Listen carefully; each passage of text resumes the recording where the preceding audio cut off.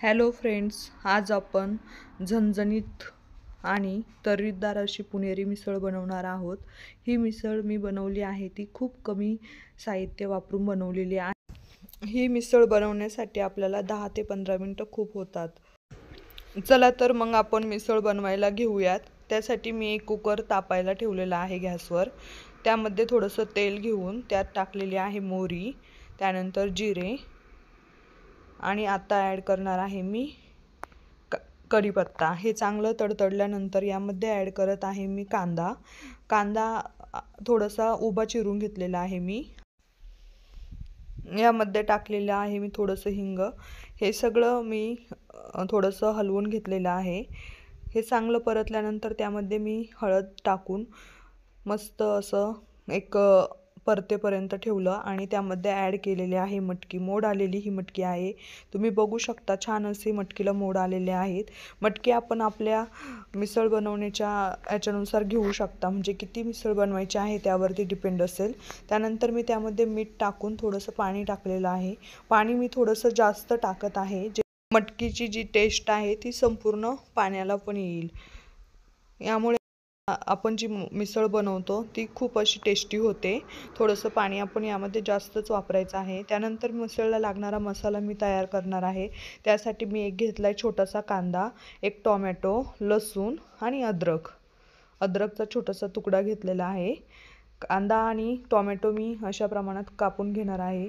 मसाला तयार करण्यासाठी थोडासा मोठाच कापलेला आहे, कारण आपण कांदा आणि टोमॅटो परतवून घेणार आहे। त्यामुळे थोडासा मोठ्या साईजमध्ये असला तरी चालेल, कारण त्यानंतर आपण तो वाटणार पण आहे। उभा टोमॅटो चिरून घ्यायचा आणि यामध्ये मी थोडंसं खोबरं पण ॲड करणार आहे। आपल्याकडे जर असेल तर आपण ओलं खोबरंही घेऊ शकता किंवा सुकं खोबरंही घेतलं तरी चालेल। मी यामध्ये सुकं खोबरंच वापरत आहे। एकदम थोडंसं खोबरं यूज करायचं आहे, म्हणजे जास्त खोबऱ्याची टेस्ट येणार नाही। त्यानंतर मी कढई तापण्यासाठी ठेवलेली आहे आणि हा सगळा जो मसाला आहे तो मी मंद आचेवरती परतवून घेणार आहे। त्यासाठी मी अगोदर तेलामध्ये खोबरं ॲड करून ते परतवून घेतलं आणि नंतर ते काढून घेतल्यानंतर त्यामध्ये टाकले कांदा चांगला असा परतल्यानंतर त्यामध्ये टोमॅटो टाकलेला आहे। हे दोन्ही चांगल्या प्रमाणात परतवून घ्यायचे। हे सगळं परतल्यानंतर गॅस बंद करून ठेवायचा आहे। गॅस बंद करून ठेवला आणि हा जो मसाला आहे हा मी थंड करण्यासाठी ठेवणार आहे। माझा जो कुकर होता मटकी शिजायला ठेवलेली, त्या कुकरचीही आता एक शिट्टी झालेली आहे, तो मी थंड करण्यासाठी ठेवलेला आहे। हा जो मसाला आहे हा थंड झाल्यानंतर मी एका मिक्सरच्या भांड्यामध्ये वाटून घेते। वाटून घेण्यासाठी आपण अगोदर खोबरं बारीक करून घेणार आहे आणि त्यानंतर खोबरं बारीक झाल्यानंतर त्यामध्ये कांदा, टोमॅटो, अद्रक, लसूण हे सगळं एकत्रच वाटणार आहे, कारण आपला मसाला जो आहे तो खूप कमी प्रमाणात वापरलेला असल्यामुळे आपण एकत्रच वाटणार आहे। नाहीतर हे वेगवेगळं वाटलं तर भांड्यामध्ये खूप थोडंसं मिश्रण असल्यामुळे ते वाटलं जाणार नाही। त्यानंतर मी कढई गरम करायला ठेवलेली, त्यामध्ये तेल टाकून ते गरम झाल्यानंतर आपण त्यामध्ये जो वाटलेला मसाला होता तो परतवून घेणार आहे।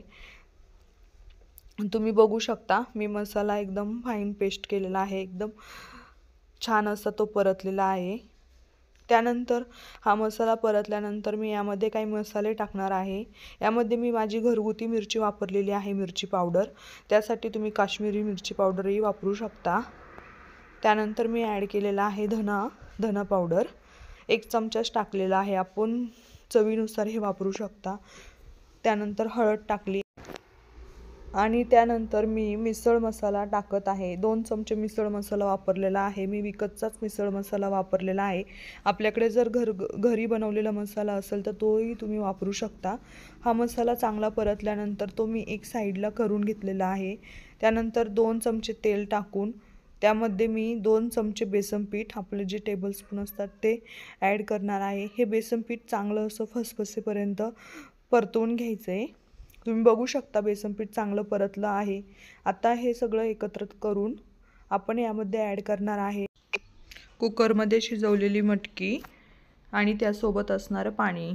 आपण हे बेसन पीठ घातल्यामुळे आपली जी मिसळ असणार आहे ती एकत्रित होण्यासाठी मदत होईल. आपल्याला हवं असेल तर आपण यामध्ये थोडंसं कोमट पाणी वापरू शकता. जास्त रस्सा धरायचं असेल तर थोडंसं गरम पाणी वापरल्यामुळे ऑलरेडी मटकीतलं पाणी जे आहे ते गरम असतं, तिथून पुढे उकळी यायला स्टार्ट होते.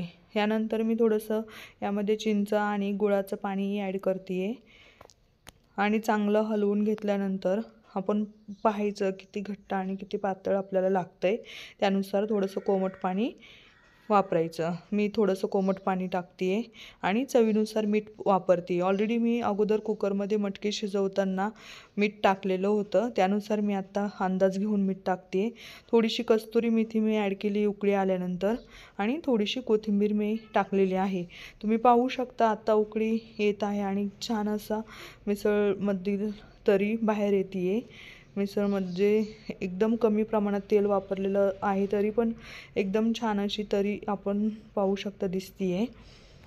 हीच एक सोप्या पद्धतीने बनवलेली छान अशी झणझणीत मिसळ असणार आहे.